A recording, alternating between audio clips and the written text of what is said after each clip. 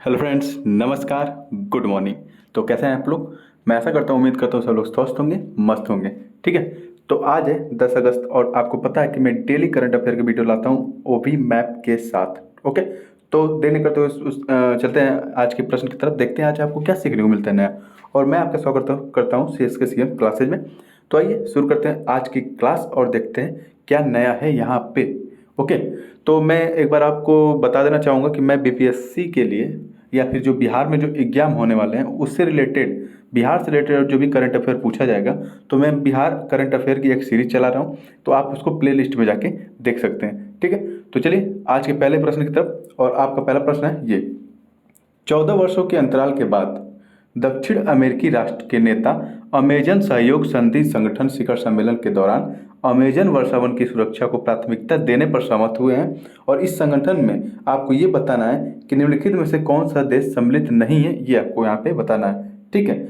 तो इतना लंबा प्रश्न है, प्रश्न में भी आपका प्रश्न में ही आपका आंसर भी छुपा हुआ है, ये तो देख लीजिए आप। ठीक है। तो चलिए, आपका सही जवाब है यहाँ पे ऑप्शन डी, कनाडा। कनाडा इस संगठन में शामिल नहीं है। ठीक है। और 14 साल बाद ये लोग जागे हैं आके, अब जागे हैं कि चलिए भैया थोड़ा सा पर्यावरण को भी देख लिया जाए कि क्या उसका हाल चाल है। ठीक है। अगर पर्यावरण का आप हाल चाल नहीं देखेंगे ना, तो पर्यावरण आपका हाल चाल देखने लगेगा, इस बात का ध्यान रखिएगा। ठीक है। तो ये अपना सुंदर भारत है, यहाँ पे दिखेगा आपको सुंदर भारत। अगर आपको इस संगठन के बारे में जानना है तो आपको जाना पड़ेगा साउथ अमेरिका महाद्वीप में। ठीक है। ये है साउथ अमेरिका महाद्वीप। मैं यहाँ पे इसका प्रॉपर इसके बारे में दिखाता हूँ। यहाँ पे देखिए, इस जो संगठन है जिसका नाम है अमेजन सहयोग संधि संगठन, अमेजन का जो जंगल है उसी के नाम पे ये सहयोग संधि संगठन का नाम रखा गया है। और अमेजन जो जंगल है उसका नाम अमेजन नदी के नाम पे रखा गया है। ठीक है। तो इस सहयोग संधि संगठन में कौन कौन से देश शामिल है आपको यहाँ पे दिखा देता हूँ। एक तो देखिए यहाँ पे बोलीविया शामिल है, ये है बोलीविया, बोलीविया शामिल है। उसके बाद आपको ब्राज़ील दिखाई देगा, उसके बाद आपको कोलंबिया दिखाई देगा, पेरू दिखाई देगा इधर। ठीक है। सॉरी, ठीक है, पेरू यहाँ दिखाई देगा। ओके। और ये कोलंबिया हो गया, पेरू हो गया, ब्राज़ील हो गया, बोलीविया हो गया, और आपको यहाँ पे वेनेजुएला दिखाई देगा, और यहाँ पे आपको सूरीनाम दिखाई देगा।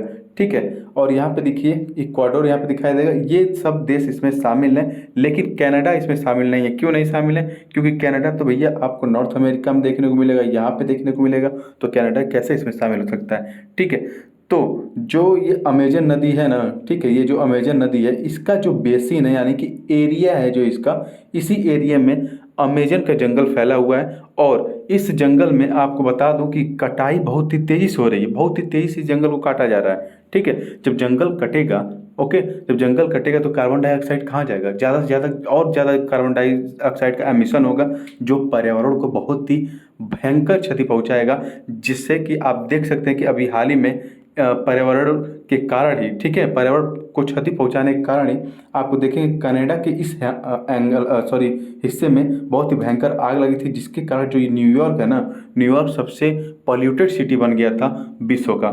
ठीक है। तो ये पर्यावरण का प्रभाव है, आप इसको नज़रअंदाज तो बिल्कुल मत करिए। ठीक है। तो अगर जलवायु परिवर्तन होगा और इस तरह से पेड़ काटे जाएंगे तो आने वाले समय में गर्मी से मतलब पर्यावरण प्रदूषण से और तरह तरह की बीमारियों से, जैसे कि कोविड अभी आया, इस तरह की बीमारियों से बचना समझ लीजिए नामुमकिन हो जाएगा। ओके। तो इस तरह से मानव जाति के प्रश्न, मतलब मानव जाति रहेगा कि नहीं रहेगा, इस पर ही प्रश्न चिन्ह उठ जाएगा। तो ठीक है, पर्यावरण को आप ध्यान दीजिए और इस संगठन पे आप ध्यान दीजिएगा। तो इस संगठन का नाम है अमेजन सहयोग संधि संगठन, और ये 14 साल बाद ये लोग जाग गए हैं और एक सम्मेलन कर रहे हैं कि अमेजन वर्षावन को बचाना है। ठीक है। तो इस संगठन में कौन कौन से देश है मैं यहाँ पे इसकी लिस्ट दे रहा हूँ, आप चेक कर लेंगे। ठीक है। ये इनकी लिस्ट है, आप यहाँ पे देख लेंगे। चलिए आगे चलते हैं अगले प्रश्न की तरफ। और अभी हाल ही में कहाँ पर गंगा नदी में वाटर टैक्सी का ट्रायल शुरू कर दिया गया है। ठीक है। तो वाटर टैक्सी का ट्रायल शुरू कर दिया गया कहाँ पे? गंगा नदी में। तो इसका सही जवाब है वाराणसी। ठीक है। वाराणसी में ये वाटर टैक्सी पर ट्रायल शुरू कर दिया जाएगा।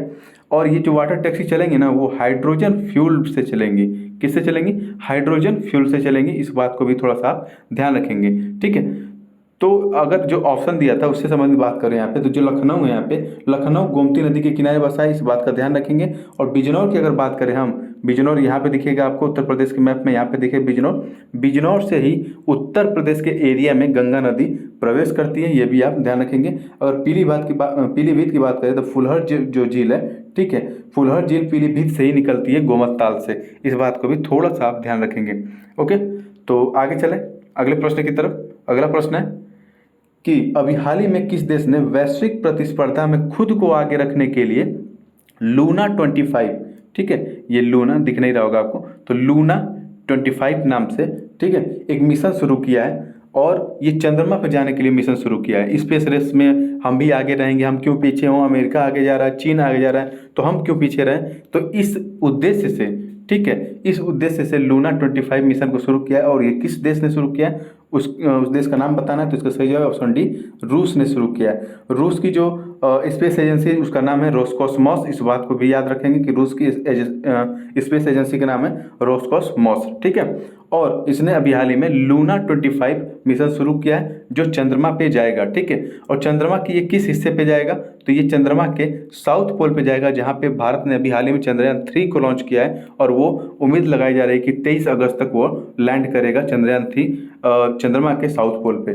ठीक है। तो ये यहाँ पे कयास लगाया जा रहा है जो लूना 25 मिशन है कि ये भी चंद्रयान 3 के साथ ही लैंड करेगा, ठीक है, उसी समय उसी दिन लैंड करेगा, या फिर हो सकता है कि चंद्रयान 3 से पहले लैंड कर जाए।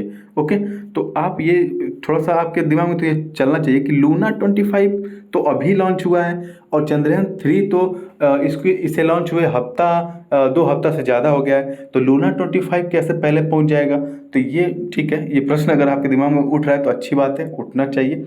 क्योंकि देखिए मैं यहाँ पे बताता हूँ क्योंकि ऐसा क्यों हो रहा है। क्योंकि देखिए जो भारत ने चंद्रयान 3 को लॉन्च किया है ना, उसमें पेलोड भी ज़्यादा है, ठीक है। पेलोड मतलब उसमें वजन है, उसमें लैंडर है, ऑर्बिटर है, रोवर है, ठीक है, इतने सारे चीज़ हैं। और ऊपर से जो ये चंद्रयान 3 है ना, वो क्या करेगी, पृथ्वी और जो चंद्रमा है यहाँ पे दिखेगा, ये पृथ्वी और चंद्रमा है, इनकी ग्रेविटी का इस्तेमाल करके, ठीक है, इसकी ग्रेविटी का इस्तेमाल करके चंद्रमा पे जाएगा चंद्रयान 3, ठीक है। तो ये लंबा सफ़र है चंद्रयान 3 का। और जबकि शॉर्ट टर्म में मतलब ज़्यादा ईंधन और ज़्यादा पैसे लगा के ये रसिया भेज रहा है लूना 25 को, तो वो जल्दी पहुंच जाएगा। लेकिन भारत कम पैसे में और कम ईंधन के माध्यम से वो भेजने की कोशिश कर रहा है, तो वहाँ पे लंबा रास्ता तय करना है चंद्रयान 3 को, ठीक है। और ये है अपना सोलर सिस्टम, और ये है सूर्य। सूर्य के सबसे करीब आपको दिखेगा बुध ग्रह, यानी कि जिसे मरकरी कहते हैं। उसके बाद वीनस दिखेगा, उसके बाद पृथ्वी दिखेगी, उसके बाद Mars, Jupiter, Saturn, Neptune, Uranus, ये सब दिखेंगे। इस बात को ध्यान रखेंगे। और जो चंद्रयान 3 है ना, ये चंद्रमा का मैप है, ठीक है, ये चंद्रमा का यहाँ पे इमेज है। तो इसके साउथ पोल पे, ठीक है, साउथ पोल पे चंद्रयान 3 जाएगा। और जो लूना 25 जो रूस द्वारा भेजा जा रहा है वो भी साउथ पोल पे ही जाएगा। इस बात का भी थोड़ा सा ध्यान रखेंगे, ठीक है। तो रसिया के मैप की बात करें तो ये है रसिया, आप देख सकते हैं अपना सुंदर भारत के नॉर्थ में चाइना है, चाइना के बाद आपको इधर दिखेगा मंगोलिया, मंगोलिया बाद दिखेगा ये रसिया। रसिया के इस पार्ट में सबसे ज़्यादा लोग रहते हैं, इधर ज़्यादातर ये खाली रहता है, यहाँ पे बर्फीला ये सब इलाका है, कह सकते हैं एक तरह से बंजर इलाका है, इधर कोई रहता नहीं है ज़्यादातर, बहुत ज़्यादा ठंडी पड़ती है इधर। ओके, तो आगे चले अगले प्रश्न की तरफ। तो हरित हाइड्रोजन पर अंतर्राष्ट्रीय सम्मेलन का आयोजन कहाँ किया जाएगा, ये आपको बताना है। हरित हाइड्रोजन पर अंतर्राष्ट्रीय यानी कि इंटरनेशनल लेवल पर कॉन्फ्रेंस होगा। सॉरी, ये हो चुका है, किया नहीं जाएगा, ये हो चुका है कॉन्फ्रेंस। और इसका सही जवाब है भारत में किया जाएगा। और भारत में कहाँ, तो भारत में नई दिल्ली में इसका आयोजन किया जाएगा हरित हाइड्रोजन पे। हाइड्रोजन को फ्यूचर का फ्यूल कहा जाता है, यानी कि भविष्य का ईंधन कहा जाता है इसको। तो इस पे बहुत सारी खोज जारी की जा रही है, इससे संबंधित बहुत सारी खोज की जा रही है, बहुत सारे रिसर्च किए जा रहे हैं। आने वाले समय में आपको हाइड्रोजन से चलती हुई ट्रेन नज़र आएंगी, हाइड्रोजन से चलती हुई बाइक नज़र आएंगी, हाइड्रोजन से चलती हुई बसें नज़र आएंगी, हाइड्रोजन से चलती हुई जो पब्लिक ट्रांसपोर्ट है वो सब नज़र आएंगी, ठीक है।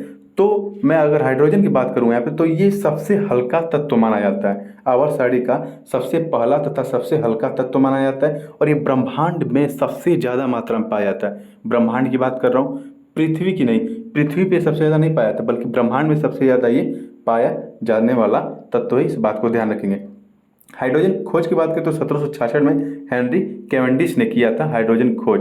अगर ग्रीन हाइड्रोजन की बात यहाँ हो रही है कि ग्रीन हाइड्रोजन संबंधी सम्मेलन हो रहा है, तो ग्रीन हाइड्रोजन किसे कहते हैं? देखिए यहाँ पे 3 तरह के हाइड्रोजन को वर्गीकृत किया गया है। एक तो ग्रे हाइड्रोजन, एक ब्लू हाइड्रोजन और एक होता है ग्रीन हाइड्रोजन, ठीक है। ग्रे हाइड्रोजन तब कहेंगे, मान लीजिए अगर जल से हम हाइड्रोजन को निकाल रहे हैं, ठीक है, ये H2O का फार्मूला होता है, जल का फार्मूला होता है।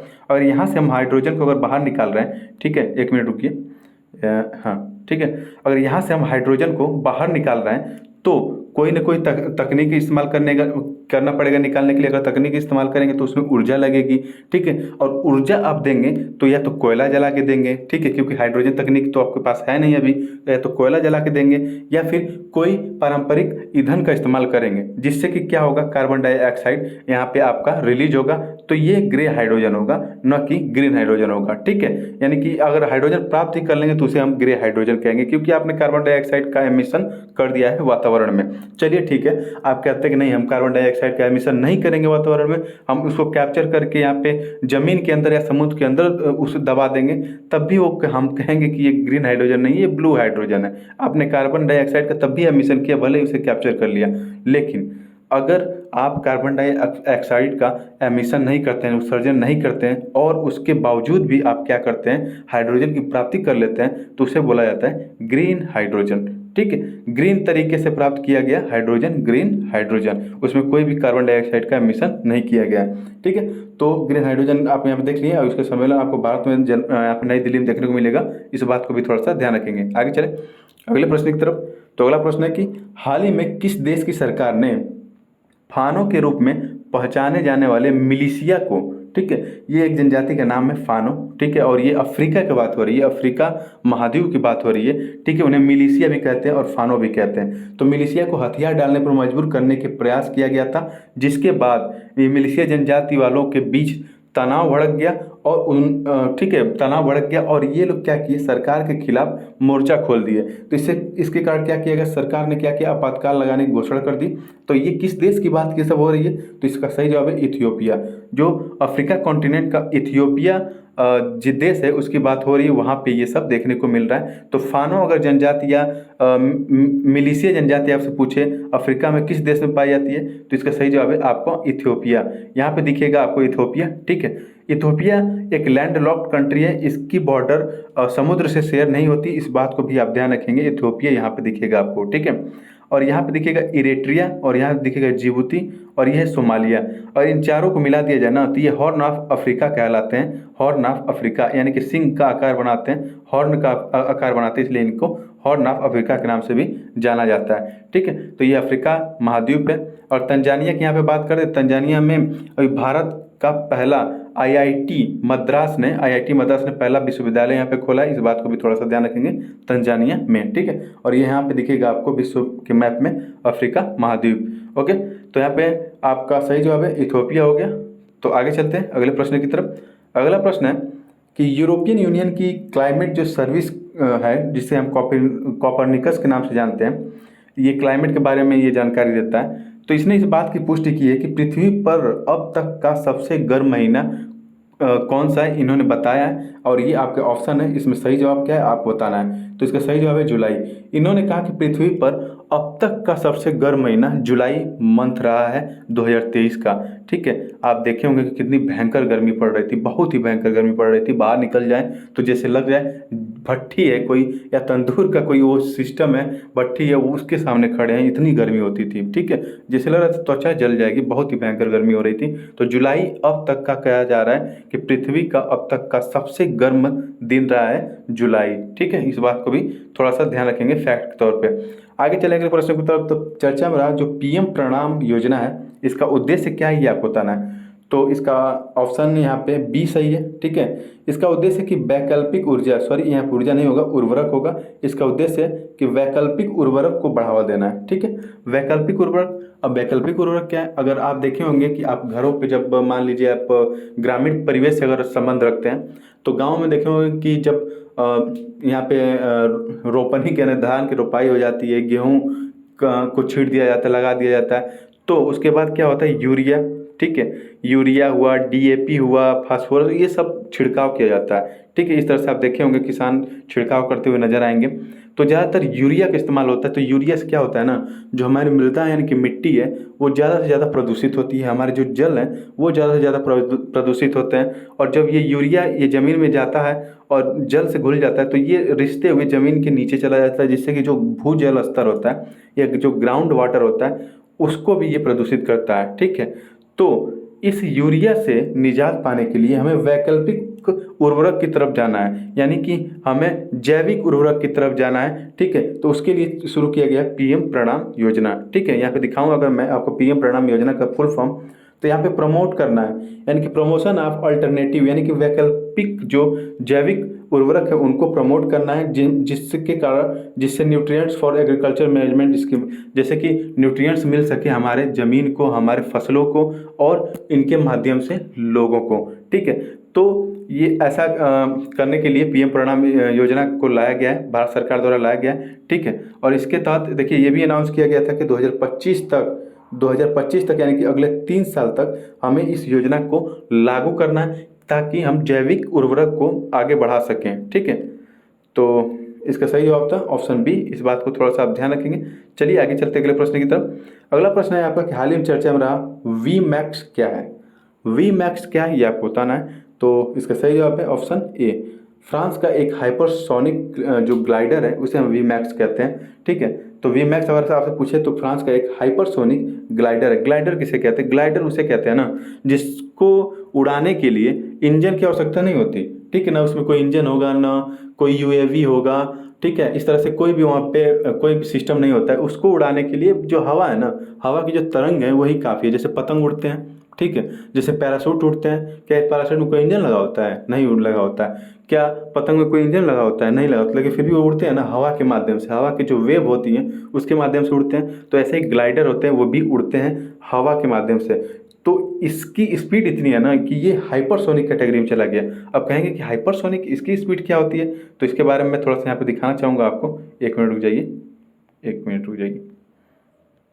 हाँ, यहाँ पे देखिए। ठीक है, हाइपरसोनिक किसे कहते हैं मैं आपको दिखा दूँ। तो देखिए, अगर अगर मैं एक ऑब्जेक्ट यानी कि जिसकी स्पीड मापना है, ठीक है, मान लीजिए उस ग्लाइडर की स्पीड ही मापना है, तो उसकी स्पीड यहाँ ऊपर लिख दीजिए। उसके बाद जो साउंड की स्पीड है वो नीचे लिख दीजिए। उसके बाद जो स्पीड निकल के आएगी वो मैक स्पीड होगी। ठीक है, अगर आप साउंड की स्पीड से कम की गति आपकी है तो आप उसे सबसोनिक कहेंगे। अगर साउंड की स्पीड की गति के बराबर किसी ऑब्जेक्ट की गति है तो उसे हम क्या कहेंगे? उसे हम ट्रांससोनिक कहेंगे। अगर आप मान लीजिए साउंड की स्पीड से ज़्यादा तेज दौड़ते हैं तो आपको कहा जाएगा अरे बाप रे आप सुपरसोनिक हैं। ठीक है, अगर आप साउंड की स्पीड से 5 गुना तेज दौड़ते हैं तो आपको कहा जाएगा कि आप हाइपरसोनिक हैं। तो ये वाली कैटेगरी में ये वीमैक्स ग्लाइडर आता है। ठीक है, इसलिए इसे फ्रांस का एक हाइपरसोनिक ग्लाइडर कहा जा रहा है। ठीक है, आगे चले अगले प्रश्न की तरफ। तो अगला प्रश्न है कि अभी हाल ही में जारी फीफा पुरुष फुटबॉल टीम रैंकिंग में शीर्ष स्थान पर किस देश को रखा गया है? तो इसका सही जवाब है अर्जेंटीना। ठीक है, अर्जेंटीना यहाँ पे शीर्ष स्थान पे, सेकंड नंबर पे फ्रांस है। और भारत की रैंक अगर पूछा जाए तो भारत की रैंक 99 है। ठीक है, 99 है। इससे पहले 100 रैंक थी, लेकिन हाल ही में एक हफ्ते में ही ये रैंक फिर से चेंज कर दी गई। तो भारत की रैंक पूछा जाएगा तो ये 100 में अपना जगह बना लिया है। 99 रैंक के समय यानी कि 99 रैंक भारत की फुटबॉल फीफा में आपको देखने को मिलेगा। ठीक है, तो ये देखिए India reaches 99 latest FIFA ranking. तो ठीक है, आपको मैं बता दूं कि 2026 में जो फीफा वर्ल्ड कप होने वाला है वो कनाडा, यूएसए और मैक्सिको तीनों मिल के होस्ट करेंगे। ठीक है, तो इस बात को ध्यान रखेंगे। और आज के करंट अफेयर में फ़िलहाल इतना ही। मिलते हैं कल की वीडियो में, कल के करंट अफेयर में। तो मैं आपको एक बात याद दिला देना चाहता हूँ कि मैं बीपीएससी यानी कि बिहार पीसीएस के लिए जो एग्जाम होने वाला है उसके लिए करंट अफेयर चला रहा हूँ। और जो भी बिहार में एग्जाम होने वाले हैं उनके लिए करंट अफेयर मैं पढ़ा रहा हूँ। अब अगर आपको वीडियो अच्छी लगी तो ज़्यादा से उसको लाइक शेयर और सब्सक्राइब करना ना भूलें। थैंक यू, जय हिंद।